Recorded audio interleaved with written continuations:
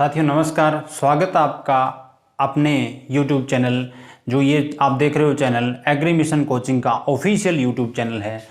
दोस्तों अपने बात कर रहे थे एनआर सुंडा बुक की। हमारी एनआर सुंडा बुक चल रही थी, उसको हम अच्छे से पढ़ रहे हैं क्योंकि हमारा टारगेट क्या है, एग्रीकल्चर सुपरवाइज़र में फाइनल सिलेक्शन करवाना। दोस्तों 3-4 दिनों के बाद में वीडियो हो रही है। आज से आपको वीडियो कंटिन्यू मिलेगी, तो आप अपनी तैयारी में लगे रहें। और एक छोटी सी आपके लिए इन्फॉर्मेशन है, हमारे जो एग्री मिशन कोचिंग का जो ऑफिशियल एप्लीकेशन है वो प्ले स्टोर से आप डाउनलोड कर लें। सर्च करें एग्री मिशन कोचिंग, वहाँ से आपको इस प्रकार का लोगो दिखाई देगा ग्रीन कलर का, वहाँ से इसको डाउनलोड कर लें। जल्द इस पर आपको टेस्ट सीरीज मिलेगी और 6 दिन हमारे द्वारा जो एनआर सुंडा बुक आपको अच्छे से करवाई जाती है। 6 दिन में आपका क्या होता है, 6 दिन में बुक पढ़ाई जाती है और 7वें दिन यानी संडे को क्या रहता है, आपका टेस्ट रहता है। इस संडे टेस्ट को ज्वाइन करने के लिए आपको 500 रुपये पे करने होते हैं।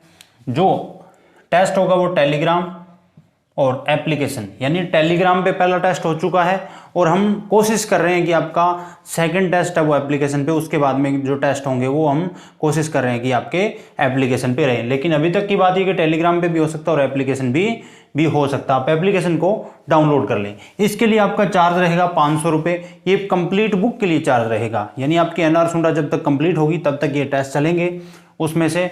और आपका पैटर्न है वो 60 क्वेश्चन एग्रीकल्चर के, 15 आपके हिंदी के, 25 क्वेश्चन है वो राजस्थान जीके के। जो टॉपिक आपको बताए जाते हैं मंडे को बता दिए जाते हैं कि नेक्स्ट संडे को जो टेस्ट होगा उसमें जो आपके जीके और हिंदी के टॉपिक है वो कौन से रहेंगे। क्वेश्चन होते हैं टोटल 100 क्वेश्चन, संडे को टेस्ट रहता है। और इस टेस्ट सीरीज को ज्वाइन करने के लिए आप गूगल पे या पेटीएम से 500 रुपये पे कर दें इस नंबर पे 7976366098 7976366098 पे। और इस पेमेंट का आप स्क्रीनशॉट सेंड कर दें।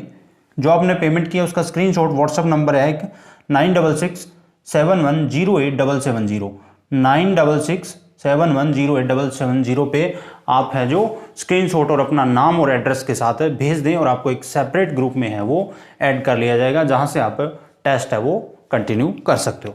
तो दोस्तों अब अपने बात करेंगे हमारे जो एनआर सुंडा बुक का जो नेक्स्ट पार्ट है उसकी। देखिए हम आज पढ़ेंगे एग्रीकल्चर की हिस्ट्री के बारे में, कुछ महत्वपूर्ण चीजें कि एग्रीकल्चर की हिस्ट्री में कब कब और क्या क्या हुआ। सबसे पहले अपने बात करें, यदि एक आपकी बुक में दिया गया है term super wheat, super wheat या जिसे क्या कहते हैं सुपर गेहूं कहते हैं, सुपर वीट या जिसे क्या कहते हैं सुपर गेहूं कहा जाता है। सबसे पहले बात करें यदि इसके फादर देखें तो किसे कहा जाता है, एस नागार्जुन को कहा जाता है। एस नागार्जुन को क्या कहा जाता है, सुपर वीट का फादर कहा जाता है। क्या कहते हैं इनको, सुपर वीट के फादर है इनको कहा जाता है। अब देखिए सुपर वीट में है क्या, ऐसी वैरायटी, ऐसी किसमें विकसित की गई, किसमें विकसित की गई जिनका उत्पादन सामान्य गेहूं की तुलना में 15 से 20% अधिक था। कहां विकसित की गई, DWR directorate of wheat research. Directorate of wheat research कहां पर है, करनाल हरियाणा में। तो सुपर व्हीट की बात करें अपने, सुपर व्हीट है वो होती क्या है, जिसका प्रोडक्शन क्या होता है, सामान्य किस्म होती है, सामान्य गेहूं की तुलना में 15 से 20% इसका प्रोडक्शन अधिक होता है। विकसित कहां गई, DWR करनाल में, डायरेक्टरेट ऑफ व्हीट रिसर्च। और इसके फादर है वो सुपर व्हीट के वो एस नागार्जुन को कहा जाता है। इतना आपको क्लियर होगा। उसके बाद में अपने बात करें नेक्स्ट, यदि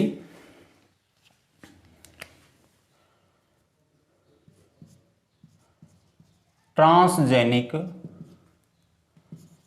प्लांट की बात की जाए, ट्रांसजेनिक प्लांट की बात की जाए। अब देखिए ट्रांसजेनिक प्लांट होता क्या है। ट्रांसजेनिक प्लांट में क्या करते हैं कि जो मानव कल्याण के लिए उपयोगी हो या जो मानव के लिए लाभदायक हो, ऐसे जीन्स को क्या किया जाता है, किसी जीव से निकालकर उसको ट्रांसप्लांट कर दिया जाता है। किसमें, जो अपने कोई वैरायटी तैयार कर रहे हैं या जो अपने ट्रांसजेनिक जो प्लांट तैयार कर रहे हैं उसमें जीन क्या कर दिया जाता है, वांछित जीन को ट्रांसफर कर देते हैं। वांछित जीन ट्रांसफर, वांछित जीन ट्रांसफर करते हैं। यानी कहने का मतलब है एक जीव से दूसरे जीव के अंदर क्या कर देते हैं, अपने जो जीन होता है जो मानव के लिए उपयोगी होता है या लाभदायक होता है उस जीन को क्या कर देते हैं, उसमें ट्रांसफर कर देते हैं, जिससे वो एबिलिटी है वो जिस अपने जीव में चाह रहे हैं वो आ जाती है। देखिए अपने ट्रांसजेनिक प्लांट की बात करें, विश्व में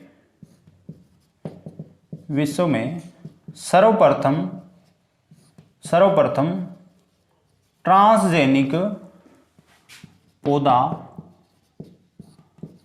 तंबाकू ये 1983 में तैयार किया गया था। आपकी बुक में 1987 दिया है, 1987 दिया गया है, जो गलत है, 1983 होना चाहिए। तंबाकू तैयार किया गया। देखिए सबसे पहला क्वेश्चन कि सबसे पहला ट्रांसजेनिक जो पादप था वो कौन सा था, जो ट्रांसजेनिक पौधा था वो हमारा था तंबाकू था। उसके बाद में नेक्स्ट क्वेश्चन की बात करें, सबसे ज्यादा जो बुआई होती है ट्रांसजेनिक फसल की सर्वाधिक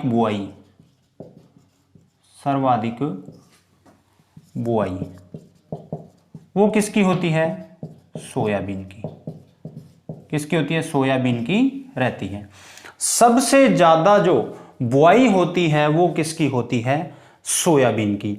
अपने बात करें यदि कि जो ट्रांसजेनिक प्लांट है वो सबसे ज्यादा यूएसए में, उसके बाद में आपका ब्राजील, फिर अर्जेंटीना, फिर भारत। जो ट्रांसजेनिक प्लांट है इसमें भारत का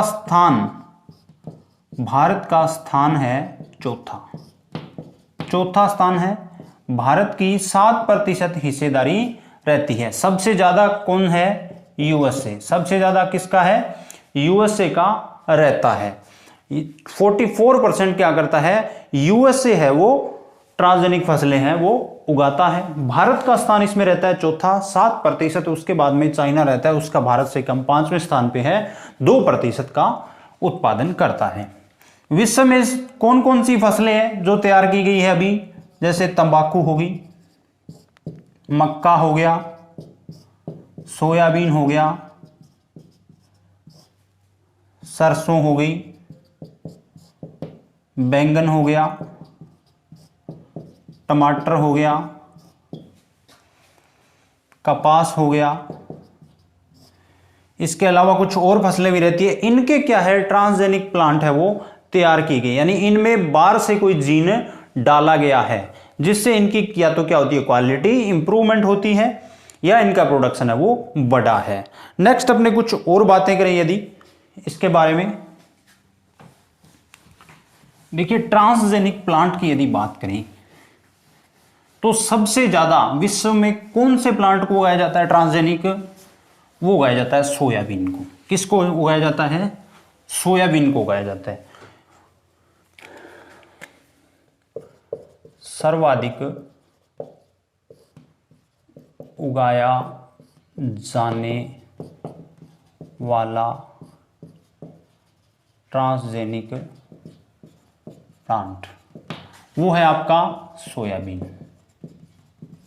वो आपका रहता है सोयाबीन। लगभग 50% एरिया है वो जितने ट्रांसजेनिक प्लांट उगाए जाते हैं, यानी जो फसलें उगाई जाती है उनमें 50% एरिया है वो किसका है, आपका। जो लगभग विश्व में क्या है 181.5 मिलियन हेक्टेयर में क्या होता है, जो ट्रांसजेनिक फसलें उगाई जाती है उसमें से आधी फसल है वो कौन सी, सोयाबीन उगाई जाती है। इसकी आधी कौन सी होती है, लगभग 90 मिलियन हेक्टेयर क्या है सोयाबीन की खेती होती है। उसके बाद में आपका रहता है मक्का, उसके बाद में रहता है कपास। ये 1 नंबर पे, ये 2 नंबर पे और ये 3 नंबर पे। कपास लगभग आपका रहता है 14% एरिया पे क्या है कपास उगाया जाता है। एग्जाम की दृष्टि से देखें कपास इंपॉर्टेंट रहता है। कपास की अपने बात करेंगे, ट्रांसजेनिक कॉटन की बात करें यदि अपने, नेक्स्ट अपने बात करें यदि ट्रांसजेनिक कॉटन की, तो भारत में क्या होता है, सर्वाधिक ट्रांसजेनिक फसल, यानी भारत में सर्वाधिक ट्रांसजेनिक फसल उगाई जाती है कौन सी, कॉटन उगाई जाती है। कौन सी, कॉटन उगाई जाती है। वो भी कहां उगाई जाती है, गुजरात में। कहां उगाई जाती है, गुजरात में। अब देखिए जो बीटी कॉटन होता है, आपने सुना होगा नाम बीटी कॉटन। बीटी कॉटन की यदि अपने बात करें, क्या होता है कि बीटी कॉटन, बीटी किसका नाम है, एक सोइल बैक्टीरियम है, सोइल बैक्टीरियम है, यानी एक मृदा बैक्टीरियम है जो मृदा से अलग करके इसको कॉटन में डाल दिया गया। इसका नाम है बेसिलस, बेसिलस थ्यूरनजेनेसिस, थ्यूरनजेनेसिस इसका नाम रहता है। देखिए इस बैक्टीरिया को क्या किया गया, सोइल से अलग करके और किस में, इसके जीन को ट्रांसफर कर दिया, आपके कॉटन के अंदर इसके जीन को ट्रांसफर कर दिया। अब देखिए क्यों किया गया, इसके रीजन देखो। 1990 के बाद में लगभग आपका 1999 2000 के 2001 इस बीच में क्या भारत में जो आपकी कॉटन की जो बोलवर्म होती है उनका भयंकर क्या हुआ था, आउटब्रेक हुआ था, भयंकर आउटब्रेक हुआ। देखिए इसमें आपकी जैसे पिंक वोलवर्म, पिंक वोलवर्म, गुलाबी सुंडी हो गई, स्पॉटेड वोलवर्म हो गई, यानी धब्बेदार सुंडी हो गई, और अमेरिकन बोलवर्म हो गई। गुलाबी सुंडी का नाम क्या होता है, पैक्टिनोफोरा गोसिपिला रहता है, और स्पॉटेड बोलवर्म होता है उसका नाम रहता है, यानी धब्बेदार सुंडी का नाम होता है एरियाज विटेला रहता है। अमेरिकन सुंडी होती है, जो अमेरिकन सुंडी होती है इसका नाम रहता है Helicoverpa, Helicoverpa armigera, armigera, Helicoverpa armigera. जो 80% नुकसान करने वाली जो बोलवर्म है वो कौन सी है, अमेरिकन बोलवर्म थी। यानी एक भयंकर समस्या बन गई थी कौन सी, अमेरिकन बोलवर्म। तो इससे छुटकारा पाने के लिए, यानी खर्चा बहुत होने लग गया किस पे, पेस्टिसाइड पे, बहुत ज्यादा पेस्टिसाइड और इंसेक्टिसाइड डालने लगे, यानी जो फार्मर का खर्चा है वो कॉस्ट है बढ़ने लगी कॉटन पे, और प्रोडक्शन है वो क्या होता गया, कम होता गया। इसलिए क्या है, साइंटिस्टों ने क्या किया कि ऐसी कॉटन विकसित की जाए जो क्या हो, अमेरिकन बोलवर्म या जो भी बोलवर्म है उसके प्रतिरोधी हो। तो देखें एक जीन था cry first, cry second, cry third और क्राई फोर्थ। देखिए क्राई का मतलब क्या है, क्रिस्टल। क्राई का मतलब क्या होता है, क्रिस्टल।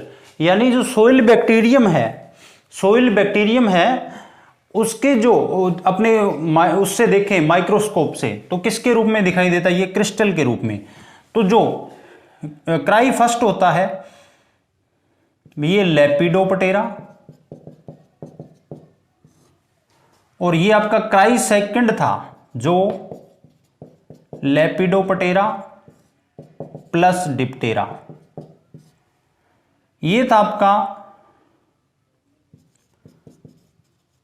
कोलियोप्टेरा और ये डिप्टेरा।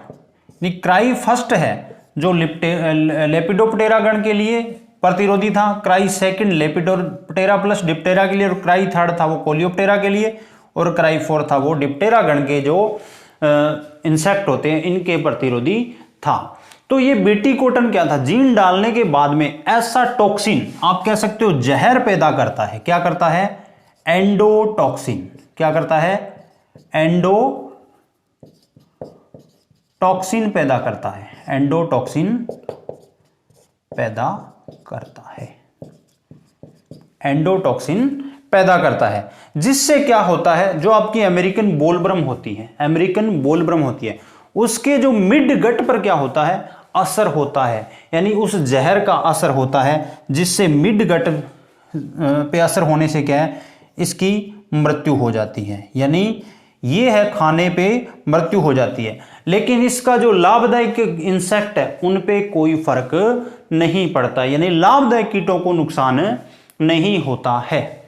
अभी तक क्या है, अभी तक विश्व में कोई भी डिजीज रेसिस्टेंस या विल्ट रेसिस्टेंस वैरायटी या बीटी कॉटन विकसित नहीं हुई है। हालांकि कार्य चल रहे हैं, जो फ्यूजेरियम विल्ट है और वर्टिसेलियम विल्ट है उसके खिलाफ जो बीटी कॉटन है वो विकसित करने में थोड़े बहुत क्या है, चाइना ने किया है, जो गो जीन होता है उसकी खोज की है इसके अंदर, यानी गो जीन को डाला है, जिससे क्या है, जो आपका विल्ट डिजीज होते हैं उसके खिलाफ थोड़ी बहुत प्रतिरोधकता है वो पाई गई है। उसके बाद में अपने बात करें कि इसकी पीढ़ियां, कॉटन में सबसे पहले अपने बात करें ना कि ये जीन, कॉटन के अंदर जो ये जीन डालकर इसकी व्यापारिक खेती की, जो विश्व में सबसे पहले व्यापारिक खेती की बात करें, व्यापारिक खेती वो किस में शुरू की गई थी? यूएसए में। यूएसए ने शुरू में की थी, और 1996 में क्या होता है, व्यापारिक खेती विश्व में मंजूरी मिलती है। यानी दुनिया में सबसे पहले व्यापारिक खेती जो ट्रांसजेनिक कॉटन की करता है वो कौन करता है? यूएसए। फिर भारत में यदि बात करें तो भारत में इसकी व्यावसायिक मंजूरी मिलती है 2002-2003 के वर्ष, 2002 और 2003 के वर्ष। अब बात है कि इसकी जो मंजूरी देता कौन है?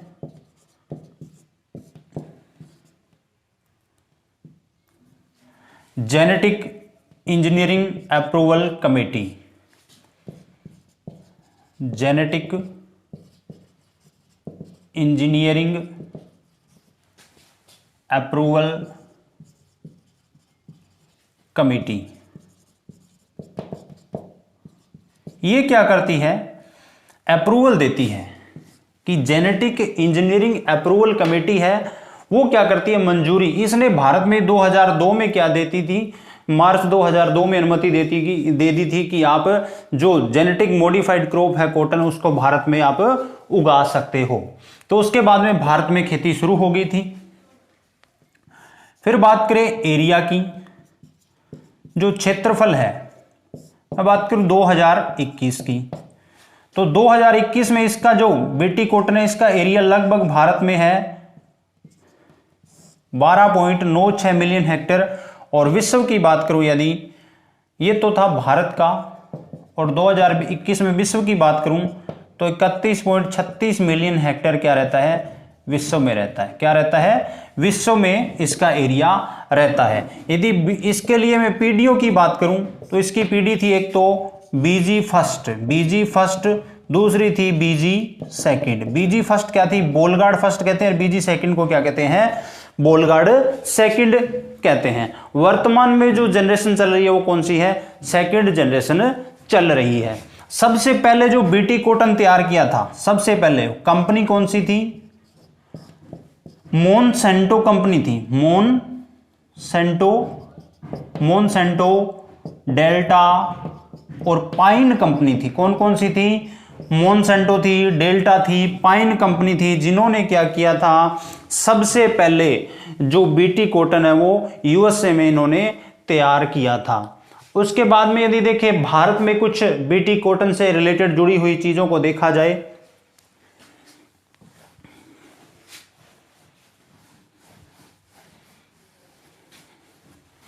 वर्तमान में क्या हो रहा है कि वर्तमान प्रोडक्शन क्या हो रहा है, प्रोडक्शन कम हो रहा है। कारण क्या है, क्योंकि इसके अलावा जो जैसिड है, एफिड है, यानी रस चूसने वाले कीड़े हैं, वो अधिक आक्रमण करने लगे कॉटन पे, जिससे क्या हो रहा है, इस पे इंसेक्टिसाइड का प्रयोग वापस बहुत ज्यादा होने लग गया। इसीलिए आजकल किसान के लिए ये जो कॉटन है वो क्या है, एक तरीके से देखें तो घाटे का सौदा है वो बन चुकी है। ये बात थी आपके इस कॉटन के बारे में कि जेनेटिक मॉडिफाइड कॉटन क्या होती है, जीएम क्रॉप क्या होती है, उसके बारे में नेक्स्ट अपने बात करेंगे। देखिए 2 जीन आपको ध्यान रखने, इसके जीन के बारे में आपसे पूछे कि जीन उत्तरदायी कौन से हैं, एक तो था क्राईफस्ट एसी और दूसरा था क्राईफस्ट एबी। क्राईफस्ट एसी और क्राईफस्ट एबी, ये 2 जीन आपको याद रखने, एग्जाम में आपसे पूछा जा सकता है कि जो बीटी कॉटन है उसके लिए जो उत्तरदायी जीन है वो कौन से हैं, क्राईफस्ट एसी और क्राईफस्ट एबी। ये एग्जाम में आपसे पूछा जा सकता है। फिर अपने नेक्स्ट बात करें यदि गोल्डन राइस की, देखिए गोल्डन राइस क्या होता है उसके बारे में यदि अपने बात करें।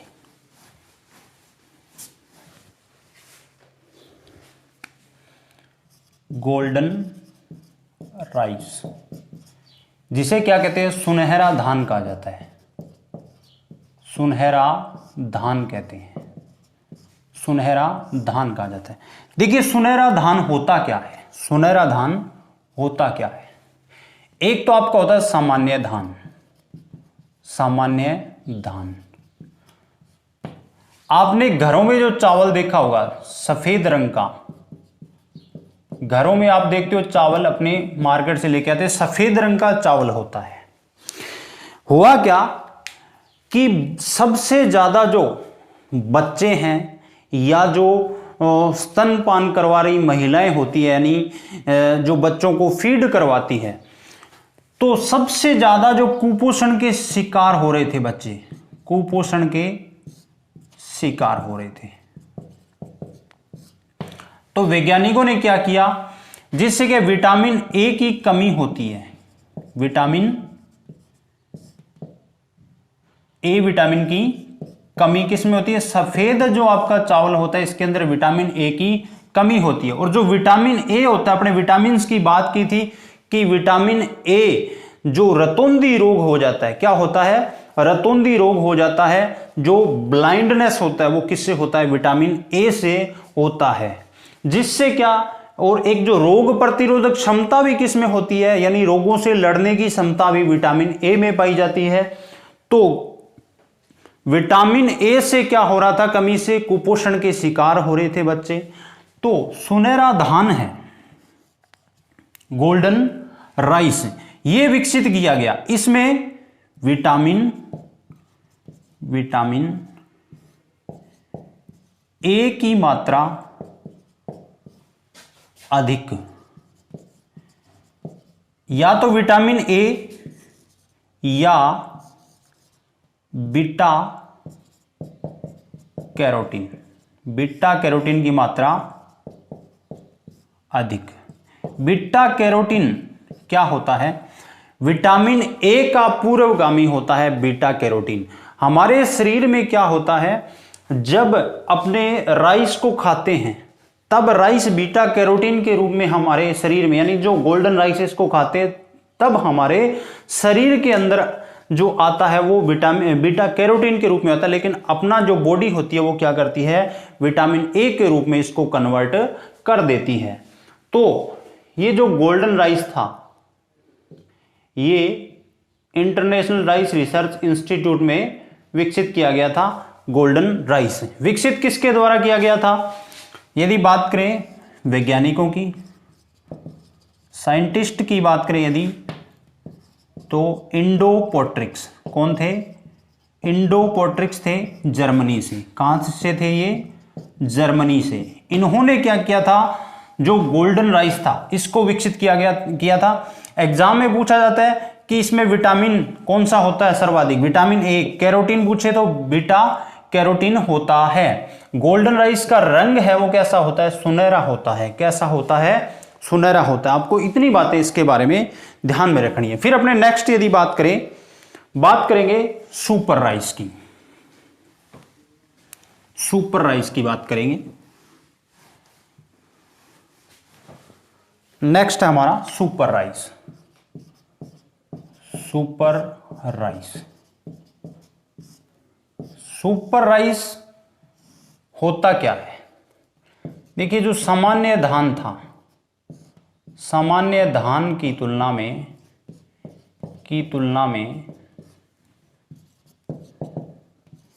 25% अधिक उत्पादन। सामान्य धान की तुलना में इसका उत्पादन कितना अधिक हो रहा था? 25%। विकसित किसने किया था? विकसित किया था ये GS खुश ने, यानी गुरुदेव सिंह खुश। कहां पे विकसित किया? इंटरनेशनल राइस रिसर्च इंस्टीट्यूट है। कहां पे ये आज वर्तमान में?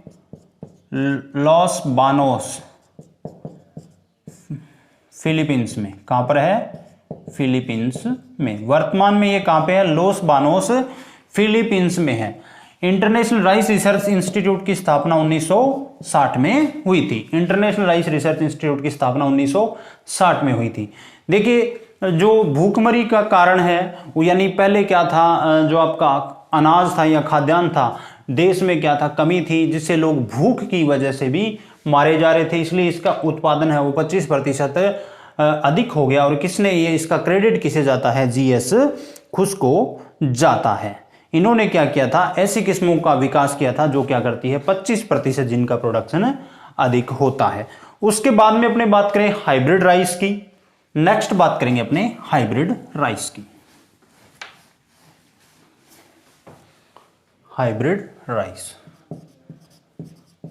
हाइब्रिड राइस या संकर धान, देखिए, हाइब्रिड राइस या संकर धान ये सब सर्वप्रथम विकसित किया गया। सर्वप्रथम विकसित कहां किया गया था? चीन ने इसको विकसित किया था 1970 के अंदर। चीन ने सर्वप्रथम हाइब्रिड राइस को विकसित कर लिया था। भारत ने 1994 में संकर धान को विकसित किया। सर्वप्रथम भारत में संकर धान को विकसित किया कब? 1994 में। और पहली किस्म की बात करें जो भारत में विकसित की गई थी वो थी APHR1 और APHR2। देखिए, सबसे पहले आंध्र प्रदेश में किस में विकसित की गई थी? APHR1 और APHR2 1994 में ये किस में विकसित की गई थी? आपकी बुक में दिया हुआ है कोर्च फर्स्ट। क्या दिया हुआ है? कोर्च फर्स्ट दिया हुआ है। ये किस्म क्या इनके बाद में विकसित की गई थी, जो TNAU तमिलनाडु एग्रीकल्चर यूनिवर्सिटी द्वारा इन दोनों किस्मों के बाद में ये किस्म विकसित की गई थी। तो पहली किस्म है जो कौन सी है? APHR फर्स्ट और APHR सेकंड किस्म है वो किसकी? हाइब्रिड राइस की पहली किस्म ये रहती है। संकर धान बात करें यदि किसने विकसित किया, ये कि आपके जो युवान लोंगपिंग, ये चीन के एक वैज्ञानिक है जिन्होंने क्या किया? हाइब्रिड राइस को विकसित किया। युवान लोंगपिंग, इन्हें क्या कहते हैं father of hybrid rice. Father of hybrid rice किसे कहते हैं? युवान लोंगपिंग को कहा जाता है। फिर अपने बात करें नेक्स्ट, सॉरी इन्होंने क्या किया था,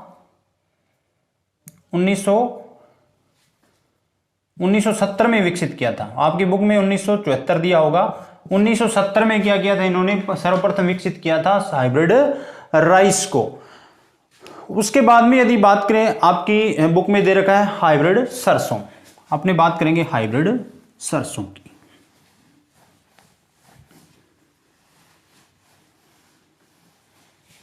हाइब्रिड सरसों की बात करेंगे।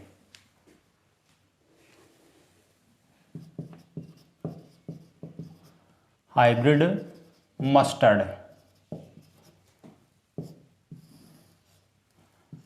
Hybrid mustard. सबसे पहले बात करें, देश में सबसे पहले विकसित कहां की गई थी? ये DRMR, डायरेक्टेड रिसर्च ऑफ मेज एंड रेपसीड है। कहां पे ये? सेवर भरतपुर में, सेवर भरतपुर में इंपॉर्टेंट रहता है। स्थापना कब हुई इसकी? इसकी स्थापना हुई थी 20 अक्टूबर 1988 को, लेकिन 2009 में इसको किस में बदल दिया गया? DRMR में बदल दिया गया, क्योंकि ये पहले क्या था? NRC था, NRC for rapeseed and mustard, यानी जो राष्ट्रीय सरसों अनुसंधान केंद्र था, जब यह स्थापित हुआ था 20 अक्टूबर 1988 को, उसके बाद 2009 को इसको क्या कर दिया गया? डायरेक्टेड रिसर्च ऑफ मेज and directed research of mustard and rapeseed कर दिया गया। इसने क्या किया? प्रथम जो इसकी हाइब्रिड किस्म थी सरसों की, NRCHB 506, ये थी प्रथम। द्वितीय जो किस्म थी, द्वितीय किस्म थी NRCHB 501 थी। ये किस्म आपकी द्वितीय रहती है, और NRC 101 रहता है। NRCHB 101 क्या है? आपकी द्वितीय किस्म रहती है। बुक में देखना आपके कुछ वैज्ञानिक दिए हुए हैं, अपने उनसे जो बेसिक बातें हैं वो करेंगे। सबसे पहले आपकी बुक में दिया गया है MS स्वामीनाथन, MS स्वामीनाथन। इन्हें क्या कहते हैं? Father of green revolution, father of green revolution कहा जाता है। हरित क्रांति के पिता कहते हैं। जो हरित क्रांति है वो भारत में कब आई? 1966-67 में। जब क्या है, भारत पहले क्या था? आयात पर निर्भर था, देश में खाने लायक अनाज नहीं था। लेकिन जो बोनी किस्मों का भारत में आवागमन हुआ तो मैक्सिको से, तब 1966-67 में भारत में हरित क्रांति आई, जिसका श्रेय किसे जाता है? MS स्वामीनाथन को। इसीलिए इनको फादर ऑफ ग्रीन रेवोल्यूशन कहा जाता है। ये राष्ट्रीय किसान आयोग के अध्यक्ष भी रहे 2004 से 2006 तक। 2004 से 2006 तक इनको विश्व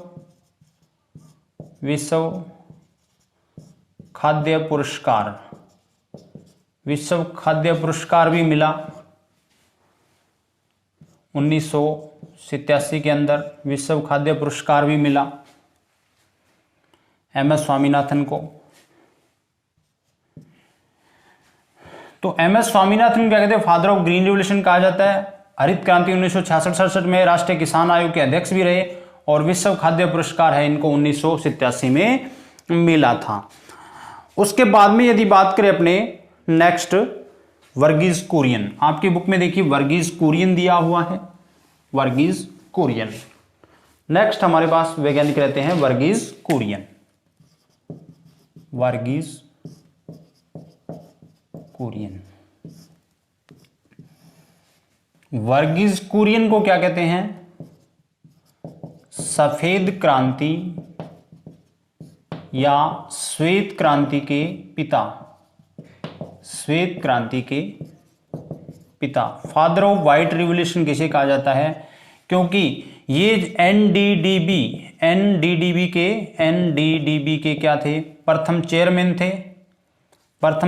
थे। इन्हीं के कार्यकाल में क्या होता? 1965 में इन्होंने स्थापित किया था Ndidi, national dairy development board. है कहाँ पे ये? आनंद गुजरात में। कहाँ पर है ये? आनंद गुजरात में। इन्होंने ही फिर एक प्रोग्राम चलाया भारत में, ऑपरेशन फ्लड चलाया। कौन सा प्रोग्राम चलाया? ऑपरेशन फ्लड, जो 1970 से लेकर 1996 तक चला। कब तक चला? 1970 से लेकर 3 चरणों में 96 तक चला। जिससे क्या हुआ? भारत का जो दूध उत्पादन में स्थान था, वो पहले अमेरिका के बाद में क्या था? द्वितीय था। लेकिन 1999 इस ऑपरेशन फ्लड के बाद में 1999 में भारत का स्थान है वो प्रथम हो गया था। वर्तमान में भी भारत का दूध उत्पादन में स्थान देखें तो कौन सा है? प्रथम स्थान है। इन्हें भी विश्व खाद्य पुरस्कार दिया गया। विश्व खाद्य पुरस्कार कौन देता है? FAO देता है, फूड एंड एग्रीकल्चर ऑर्गेनाइजेशन। इन्हें 1989 में क्या दिया गया? विश्व खाद्य पुरस्कार है वो दिया गया। मिल्क सिटी ऑफ इंडिया भी किसे कहा जाता है? आनंद गुजरात को। मिल्क सिटी ऑफ इंडिया भी आनंद गुजरात को कहा जाता है। उसके बाद में आपके नेक्स्ट वैज्ञानिक रहते हैं नॉर्मन ई बोरलॉग। नेक्स्ट वैज्ञानिक अपने देखें तो नॉर्मन ई बोरलॉग रहते हैं। Norman E Borlaug, Norman E Borlaug, Norman E Borlaug. इन्हें कहते हैं विश्व में हरित क्रांति के पिता कहा जाता है। विश्व में क्या कहते हैं? हरित क्रांति के पिता कहते हैं। नोबेल पुरस्कार प्राप्त हुआ इनको 1970 में। लेकिन ये किस क्षेत्र में प्राप्त हुआ था? शांति के क्षेत्र में। किस क्षेत्र में दिया था? शांति के क्षेत्र में इनको नोबेल पुरस्कार दिया था 1970 में। इनका योगदान क्या है? बोनी किसमें विकसित की? किसकी? गेहूं की। बोनी किसमें विकसित की? ये क्या वीट ब्रीडर थे आपके अमेरिका के, USA के, जिन्होंने क्या किया? बोनी किसमें विकसित की? जिससे गेहूं का प्रोडक्शन अधिक बढ़ा। क्यों? क्योंकि देखिए जिन गेहूं की लंबाई अधिक थी, जिससे क्या होता है, इस गेहूं की मान लीजिए लंबाई अधिक थी, तो इसमें क्या है? ये टूटकर गिरने, यानी लंबाई अधिक होने के कारण में ये गिर जाती है, जिससे क्या होता है? प्रोडक्शन कम होता है। और इसका ये क्या था? तना था वो इतना मजबूत नहीं था। इन्होंने बोनी किस्मों को विकसित किया और एक जीन डाल दिया। कौन सा? नोरिन 10। कौन सा जीन डाल दिया? नोरिन 10। यानी बोनेपन के लिए उत्तरदायी जीन कौन सा था? नोरिन 10 था। जिससे क्या हो गया? इसकी वीट की, गेहूं की जो हाइट है वो कम हो गई और इसकी जो बाली का आकार है वो बढ़ गया। यानी इसमें दानों की संख्या, इसमें क्या है? दानों की संख्या वो ज्यादा हो गई और इसकी हाइट कम हो गई, जिससे गिरने की समस्या इसमें खत्म हो गई और अचानक से क्या हुआ? प्रोडक्शन है वो बढ़ा, जिससे विश्व में हरित क्रांति आई और विश्व है जो खाद्यान्न है वो पूरे विश्व का पेट भरने में जो आत्मनिर्भर हो चुका था। तो नॉर्मन ई बोरलॉग का आपको याद रखना, हरित क्रांति के विश्व में यदि पिता पूछे तो वो कौन है? Norman E Borlaug. इनको नोबेल पुरस्कार 1970 में मिला। बोनी किस्में विकसित की और बोनी किस्मों के लिए जो जीन उत्तरदायी है वो कौन सा रहता है? नोरिन 10 रहता है। फिर नेक्स्ट वैज्ञानिक हमारे पास है SK वसल। सुरेंद्र कुमार वसल की बात करें अपनी, SK वसल या सुरेंद्र कुमार वसल की अपने बात की जाए। नेक्स्ट हमारे पास एक साइंटिस्ट रहते हैं SK वसल रहते हैं। SK वसल रहते हैं, सुरेंद्र कुमार वसल। ये भारतीय एक वैज्ञानिक थे। इन्होंने क्या किया? मैक्सिको, सीमिट मैक्सिको में क्वालिटी प्रोटीन मेज को विकसित किया। देखिए क्वालिटी प्रोटीन मेज का मतलब क्या था। मक्का में क्या होता है, प्रोटीन की मात्रा कम पाई जाती है। इस प्रोटीन की मात्रा को अच्छी खासी मात्रा में बदलने के लिए इन्होंने क्वालिटी प्रोटीन मेज, यानी जिसमें एक गुणवत्ता युक्त प्रोटीन, यानी उसकी प्रोटीन की अच्छी क्वालिटी थी, वो वैरायटी विकसित कर दी इन्होंने। वो वैरायटियां कौन सी थी? इस क्यूपीएम की किस्मों की बात करें तो वो थी जैसे शक्तिमान क्यूपीएम एक विकसित। इस प्रकार से इन्होंने क्वालिटी प्रोटीन मेज की किस्में विकसित कर दी। इसीलिए इनको वर्ष 2000 में FAO द्वारा विश्व खाद्य पुरस्कार दिया गया। विश्व खाद्य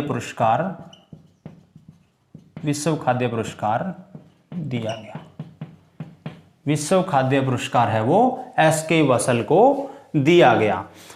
नेक्स्ट अपने बात करें यदि डॉक्टर आपके KL चड्डा, आपको पहले भी बता चुका हूं, डॉक्टर जो KL चड्डा है इन्हें क्या कहते हैं? फादर ऑफ गोल्डन रिवॉल्यूशन कहा जाता है। फादर ऑफ गोल्डन रिवॉल्यूशन कहा जाता है किसको? डॉक्टर कृष्णलाल चड्ढा को। डॉक्टर कृष्णलाल चड्ढा को क्या कहते हैं? इसके बाद में आपके जो RS फरोदा और आपके AS फरोदा आपकी बुक में दिए गई है, अपने काम की चीजें नहीं है, इसको आप छोड़ सकते हो। उसके बाद में आप देखिए आपकी बुक में कुछ चीजें दी गई है। सतत हरित क्रांति। देखिए क्या 1966-67 में हरित क्रांति आने के बाद में वर्तमान में देखें खाद्यान्नों का जो खाद्यान्न उत्पादन है वो क्या हो गया? अब घटना शुरू हो गया। यानी खाद्यान्न का जो प्रति हेक्टेयर उत्पादन है वो लगभग स्थिर हो गया या कम होना स्टार्ट हो गया। तो 1966-67 में जैसी क्रांति आई थी जिससे क्या खाद्यान्न उत्पादन लगातार बढ़ा, लेकिन वर्तमान में कम होने के कारण MS स्वामीनाथन ने क्या किया? एक सतत हरित क्रांति नाम दिया। सतत हरित क्रांति का अर्थ क्या था? खाद्यान्नों के उत्पादन में सतत वृद्धि करना। सतत वृद्धि यानी लगातार खाद्यान्नों का उत्पादन बढ़े, कम न हो। हरित क्रांति के कंपोनेंट की बात करें, यानी किस कारण से हरित क्रांति आई थी, तो सबसे पहले अपने कह सकते हैं कि गेहूं की बोनी किस्में विकसित की, यानी अच्छी किस्में विकसित की गई। दूसरी बात, उर्वरक कीटनाशकों आदि का प्रयोग किया गया, जिससे क्या हुआ कि हरित क्रांति है वो संभव हो पाई और दुनिया और भारत क्या है? खाद्यान्न उत्पादन में आत्मनिर्भर हो पाए। फिर बात करें यदि हरित क्रांति शब्द किसने दिया? ये जो हरित क्रांति शब्द है वो दिया विलियम्स गॉड ने। किसने दिया? विलियम्स गॉड ने 1968 में दिया था। यदि हरित क्रांति आपसे शब्द पूछ ले तो किसने दिया था? विलियम्स गॉड ने दिया था। और कब दिया था? 1968 में दिया था। उसके बाद में जो आपकी बुक में है कुछ क्रांतियां दी गई है, उनके बारे में अपने बात कर लेते हैं।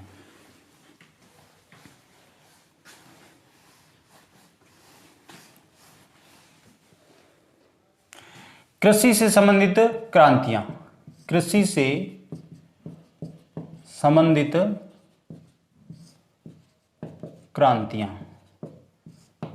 संबंधित क्रांतियों की यदि बात करें, सबसे पहले हरित क्रांति। किससे संबंध है इसका? खाद्यान्न उत्पादन से। खाद्यान्न उत्पादन। बात करें श्वेत क्रांति। श्वेत क्रांति का संबंध है दुग्ध उत्पादन से। एक क्वेश्चन यहां से आपसे पूछ लिया जाता है। फिर बात करें सुनहरी क्रांति की। सुनहरी क्रांति का संबंध किससे है? फल उत्पादन से।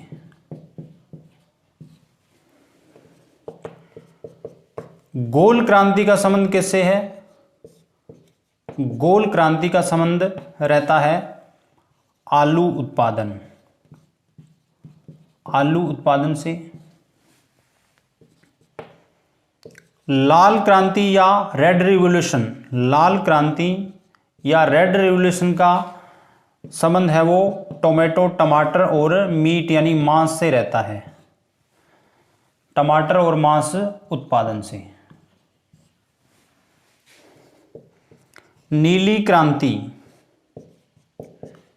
नीली क्रांति का जो संबंध है मत्स्य उत्पादन से, मत्स्य उत्पादन से संबंध रहता है, यानी मछली उत्पादन से संबंधित किसका? नीली क्रांति या ब्लू रिवॉल्यूशन का रहता है। नेक्स्ट बात करें पीली क्रांति। पीली क्रांति का संबंध रहता है तिलहन उत्पादन से, तिलहन उत्पादन से। लेकिन मुख्य बात करें यदि तो वो क्या रहती है? मुख्य रहती है सरसों। सरसों का संबंध पूछे किससे है? पीली क्रांति और सूरजमुखी। यदि आपके पेपर में आपको ऑप्शन मिले कि पीली क्रांति का संबंध है, यदि तिलहन ऑप्शन में है तो आंसर तिलहन फसलें होगा। यदि तिलहन ऑप्शन में नहीं है, सरसों दिया गया, तो आपका आंसर क्या होगा? सरसों होगा। नेक्स्ट अपने बात करें धूसर क्रांति की। धूसर क्रांति की यदि बात करें, इसका संबंध रहता है आपका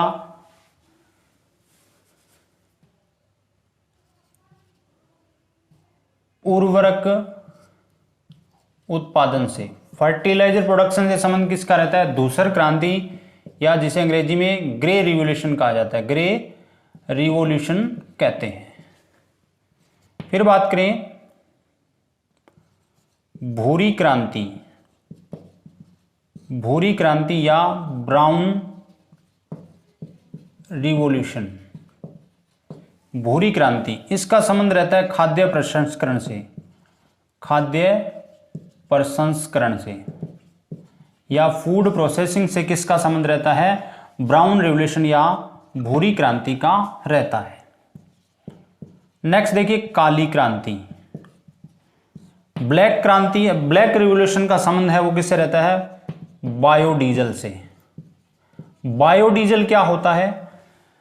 यानी जो पेड़ पौधे हैं उनसे तेल प्राप्त करना और उसको किसके रूप में काम लेना? ईंधन के रूप में। जैसे पेट्रोल होता है, आपने जो सुना होगा, जो आपका जोजोबा या होहोबा होता है, उससे क्या होता है? तेल प्राप्त किया जाता है, जो वाहनों में क्या है उस तेल को चलाने के लिए काम में लेते हैं। तो काली क्रांति का संबंध किससे है?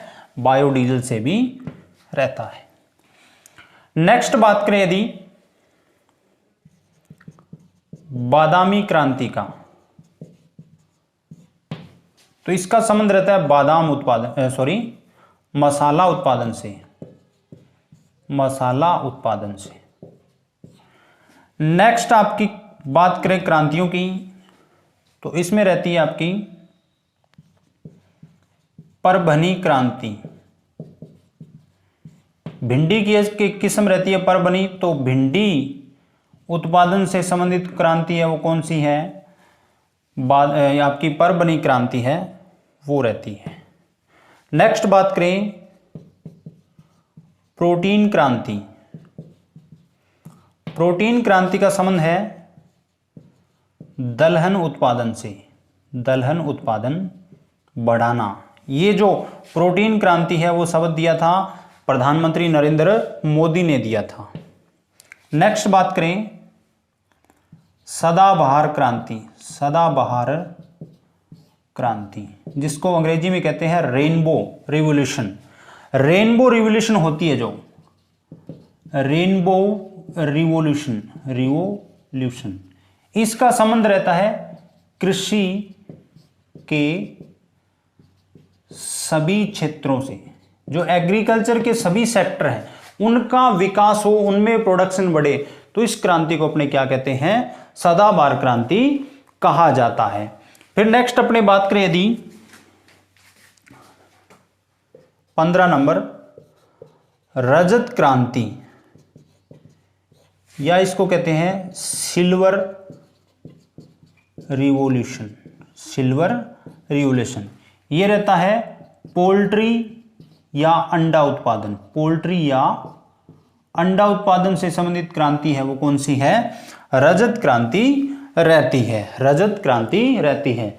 मदर ऑफ सिल्वर रिवॉल्यूशन किसे कहा जाता है, इंदिरा गांधी को कहा जाता है, पूर्व प्रधानमंत्री इंदिरा गांधी को मदर ऑफ सिल्वर रिवॉल्यूशन है वो कहा जाता है। नेक्स्ट अपने बात करें यदि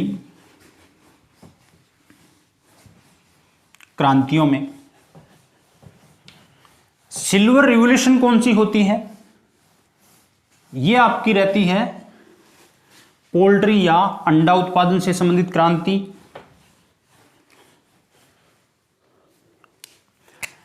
देखिए एक बार आपको बता देता हूं पुनः, सिल्वर रिवॉल्यूशन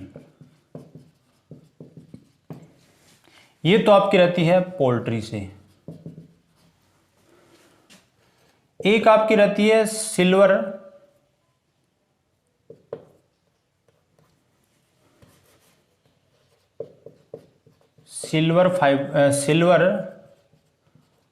फाइबर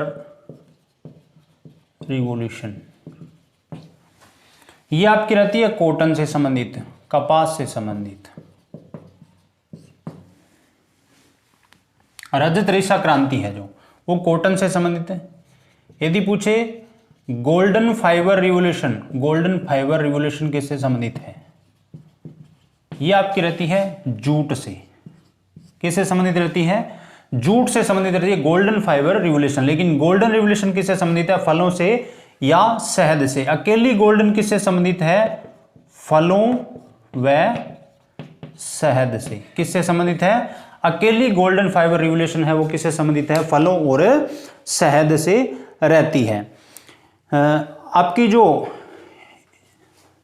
सदाबहार क्रांति या इंद्रधनुषी क्रांति है वो आपकी जो कृषि के सभी क्षेत्र है उससे रहती है। एक दो आपकी क्रांतियां और बच गई होगी, एक होती है पिंक रिवॉल्यूशन, पिंक रिवॉल्यूशन या गुलाबी क्रांति जिसे कहते हैं, क्या कहते हैं, जिसे गुलाबी क्रांति कहा जाता है। गुलाबी क्रांति का संबंध किससे है, प्याज और झींगा उत्पादन से। प्याज और झींगा उत्पादन से संबंधित क्रांति आपसे पूछे तो कौन सी रहती है, गुलाबी क्रांति रहती है। मेरे हिसाब से आपकी क्रांतियां हैं वो हो चुकी है, कोई नहीं बची होगी, कोई हो सकता है एक आध आपकी रही हो। जैसे ऑरेंज क्रांति है आपकी बुक में दिया हुआ है, लगभग मैंने सभी बता दी है। ऑरेंज क्रांति, ऑरेंज रिवॉल्यूशन, ऑरेंज रिवॉल्यूशन, इसका संबंध सिट्रस फ्रूट के प्रोडक्शन रहता है, यानी नींबू वर्गियों का जो प्रोडक्शन है उससे संबंधित क्रांति कौन सी है, आपकी ऑरेंज रिवॉल्यूशन है वो रहती है। मेरे हिसाब से आपको इतना क्लियर हो गया होगा। देखिए दोस्तों, हो सकता है आपकी बुक में थोड़ा डिफरेंस हो, आपके पास बुक दूसरी हो, पहले की हो। मेरे पास ये बुक है 2018 की, हो सकता है आपके पास नई बुक हो, तो आपको नई बुक लेने की आवश्यकता नहीं है। जो बुक आपके पास है उसमें आप ऐड करते जाइए जो नई चीजें आती हैं। दोस्तों वीडियो को ज़्यादा से ज़्यादा लाइक करें, ज़्यादा से ज़्यादा शेयर करें और कमेंट करके बताएं कि आपको वीडियो कैसी लगी। यदि आप टेस्ट सीरीज ज्वाइन करना चाहते हैं तो आप हमारे टेलीग्राम चैनल, डिस्क्रिप्शन में लिंक दिया गया है, वहाँ से टेलीग्राम चैनल को ज्वाइन करें।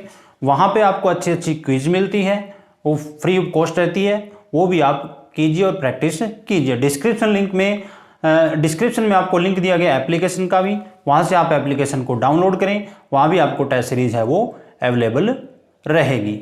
दोस्तों आज के लिए इतना ही, धन्यवाद, जय हिंद, जय भारत।